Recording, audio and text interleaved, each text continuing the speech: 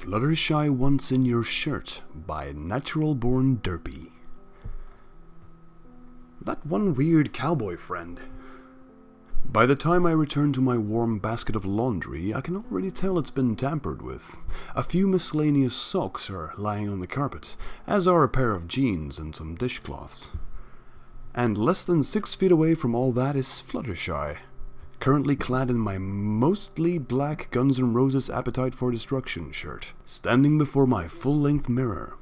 She takes the time to fiddle with the fabric on the shirt so it doesn't wrinkle. Then she straightens out her mane, having just shoved her entire head through the shirt's narrow top. "What do you think you're doing?" I ask her sharply. She doesn't bother turning to me. Clearly, she's still enjoying the half-clothed reflection of herself in the mirror. "Wearing one of your shirts, of course." "Okay, but why?" Finally, she spins around. "Don't you also like wearing clothes the moment they come out of the dryer?" I roll my eyes. Well, obviously, it's universally known that the second greatest thing in life is putting on socks straight from the dryer. She tilts her head at me.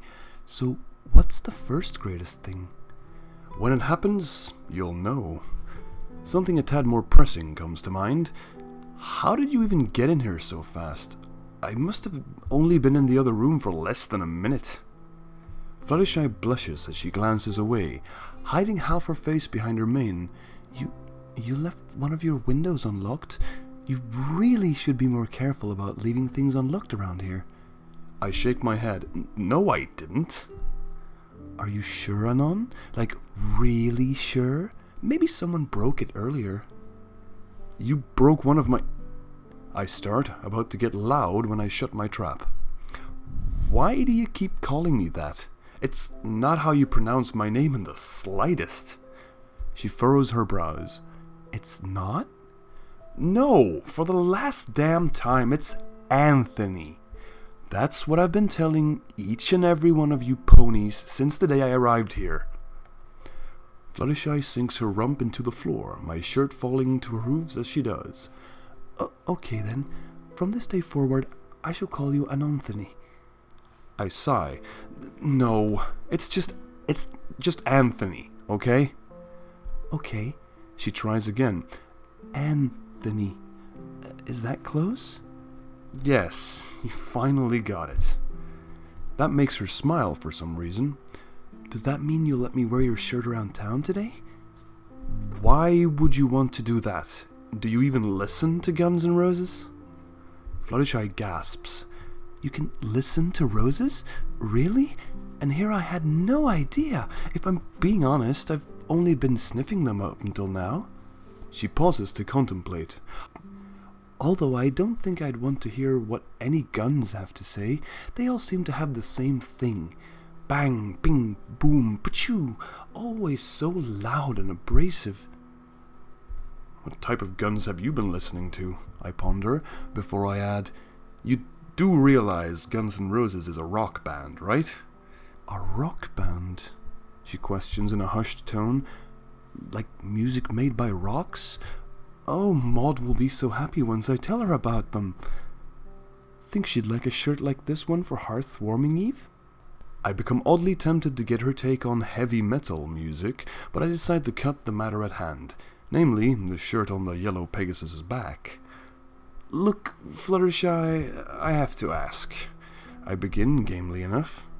She scoots along the carpet until she's directly in front of me, head raised and expectant. I feel my heart give a lurch from the sight. Fluttershy had always been as cute as a button before, yet suddenly seeing her half-dressed in a shirt that didn't belong to her made her even much more adorable.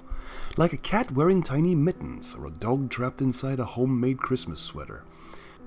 "Yes, Anthony?" she asks sweetly, a faint twinkle in her eyes. I grunt as my heart drops for a moment. I don't bother correcting her. "Why are you so interested in wearing my shirts? This has got to be like, what, the 12th time you've put one on? Wouldn't a shirt just get in the way of your wings?" Fluttershy glances towards the 2 small lumps underneath the shirt. "Oh, I don't mind all that much. Truth be told, I never really was that much of a fan of flying." Not too hot? Too itchy, perhaps? Ponies don't tend to wear clothes around here all that often, unless, of course, there's a fancy ball in Canterlot or Rarity starts singing randomly. She shakes her head. Actually, wearing one of your shirts leaves me at a perfect temperature. I'm the type that always finds the wind outside a bit too cold or the air conditioning inside too high. Using her hooves, she gives herself a tight bear hug, pressing the fabric of the shirt tight against her. But when I'm wearing this, it's just perfect. And maybe in the winter I could start wearing some of your sweaters or your coat. Do you have any scarves in your closet I could wear? Gingerly, I tap a finger against my chin. You do realize that if you started wearing my clothes around town, everyone would start thinking we're a couple, right? Well, Fluttershy pauses to look down, absently rubbing a hoof into the carpet. What's so wrong about that? For starters, we're not a couple. She continues, just staring at her hoof. But we could be. But we're not. But we could be. But sadly, we're not. That causes Fluttershy to growl deep within her throat, hissing under her breath, "Not with that attitude, mister." It's clear what's going on here. It's cute, but also not cute at the same time. Can I go with that? A tad creepy, perchance. Either way, I quickly start racking my brain in search of an easy solution. And one glance at my closet is all it takes. So you like wearing my clothes, do you? I ask her openly, strolling towards my open closet. She nods. Yes, very much so. It takes me less than a minute to find the piece of clothing in mind, shoved near the back of the closet for good reason. So you'd wear this around town if I asked you to? Fluttershy narrows her eyes as she reads the text on the shirt I'm holding. Gas, ass, or grass? Nobody rides for free. She grimaces. I guess I technically do eat grass sometimes. In frustration, I lob the joke shirt back into the closet. Then I grab the first thing I glimpse on the shelf and pop it atop my head. So you'd wear this outside if I wanted you to? She raises a brow. A pink cowboy hat?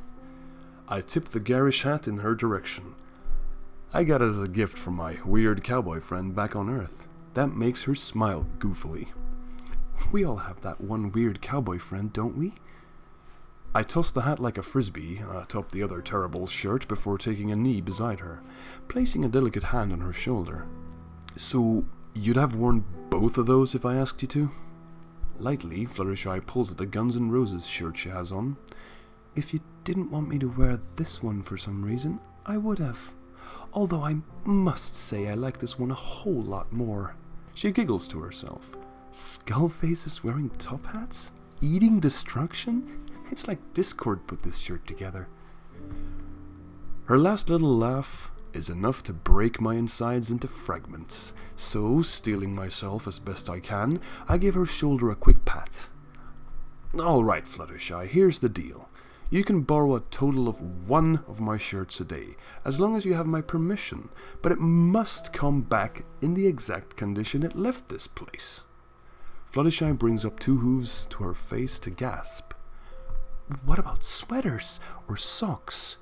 What do you think about ponies wearing socks anyway, Anthony? Suddenly, the notion of ponies parading around in socks awakens something deep inside of me I had no idea existed at all. I see a damp, dark cave filled to the brim with jagged and sharp rock, and at its very core is a weak and frail creature that just begs to be let loose. Yet I deny it, as I must. Ponies wearing shirts is one thing, but socks? Not yet, but perhaps soon. Back in the real world, I ruffle Fluttershy's mane with my fingers. She leans into my hand and closes her eyes as I do.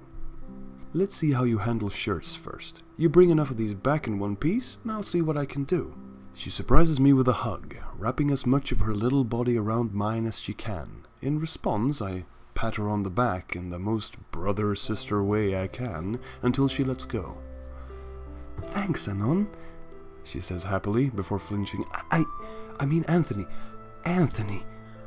Then she bolts out from the room, whispering to herself what I can only describe as her self-imposed mantra. One step at a time, Fluttershy. Today his shirt, tomorrow his pants. Later that day, I changed all the locks in my house, windows included.